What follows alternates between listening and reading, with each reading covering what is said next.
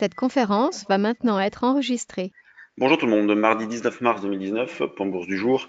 Les marchés continuent de progresser par à-coups et après les tirages de semaine dernière avec les différentes échéances, eh bien hier les indices ont été plutôt calmes. Aux US, le Dow Jones a pris 0,25, le SP 500 de 0,37, le CAC a terminé en petite progression aussi et notamment il a fait du surplacement toute la journée, évoluant entre des trois limites, 5385 et 5395 la plupart du temps. Donc pour l'instant, les marchés restent fermes, mais comme je vous l'indiquais déjà hier, justement du fait qu'on a eu l'expiration de bon nombre de contrats et que les pressions techniques sont un petit peu moins fortes, on va guetter l'amorce d'un éventuel retracement un petit peu plus marqué. Pour l'instant, on n'en est pas là. Grande fermeté, on cherche à acheter sur des petits retracements, donc pourquoi pas commencer sur 5383, donc les plus bas d'hier, jusqu'à 5350-55 avec comme niveau intermédiaire, et c'est le niveau que j'ai proposé sur le trade du jour. 5366, c'est un peu faute de mieux, mais c'est une bonne zone d'achat, je pense, avec éventuellement une première alerte sous 5320, mais ce serait vraiment pas bien méchant. Donc achat sur repli, on change pas. La volatilité, elle, ne cesse de baisser. Vous voyez, par exemple, quand on regarde les options à la monnaie sur avril, on est autour de 11,5 de volatilité, donc c'est vraiment très faible. Donc ceux qui seraient pas très sereins sur les niveaux de prix actuels pour acheter, bon, on peut très bien se couvrir en achetant des puts par exemple.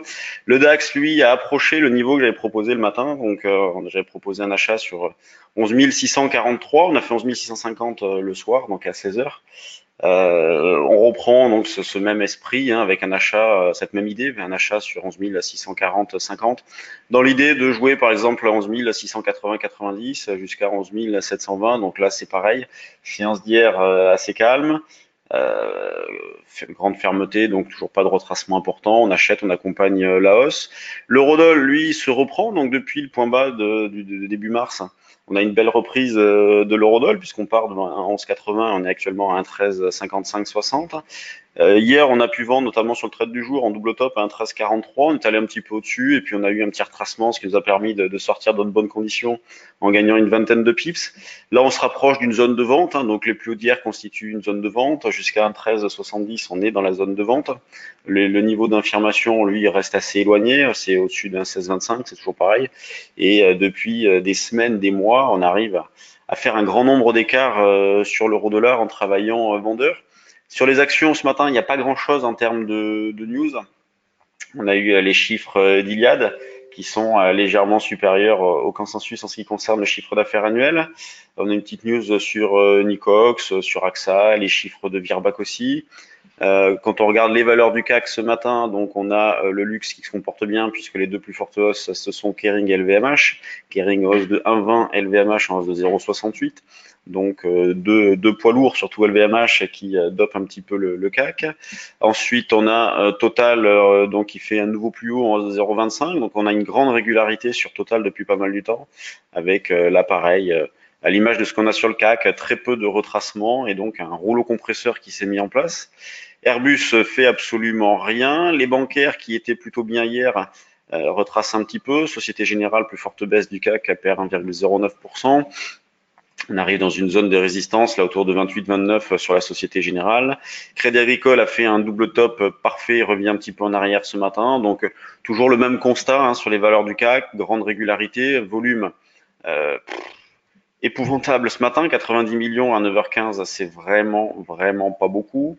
Quand on regarde du côté des screeners et donc les valeurs sur lesquelles il y a du volume, qu'est-ce que l'on retrouve? On a groupe Gorgé Gapalos ce matin, il y a dû avoir une annonce. Virbac, dont je vous disais les chiffres, qui est en hausse de 12%, et avec un franchissement des plus hauts récents. Rappli qui est pas mal, Voltalia. Nanobiotics qui prend appui sur sa moyenne mobile, c'est pas mal. Ça manque un petit peu de volume, mais graphiquement c'est pas mal.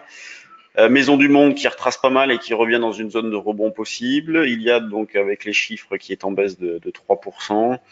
Donc pas énormément de spéculation sur les mid et small non plus, et donc un contexte de fond qui reste identique, des marchés qui restent fermes, beaucoup d'arbitrage. Et d'ailleurs, j'ai fait l'explication hier sur BFM pendant le match des traders de la hausse du CAC, du DAX et de l'Eurostoxx pendant l'échéance donc de l'Eurostoxx. Vous pouvez l'écouter en replay. Je pense que c'est intéressant. Et donc toujours le même constat, peu de volume, manque de dynamisme, mais des marchés qui restent bien orientés. Sur ce, je vous laisse, je vous souhaite une bonne séance et on se retrouve demain. Nous, on va enchaîner avec le deuxième jour du stage futur à Bordeaux.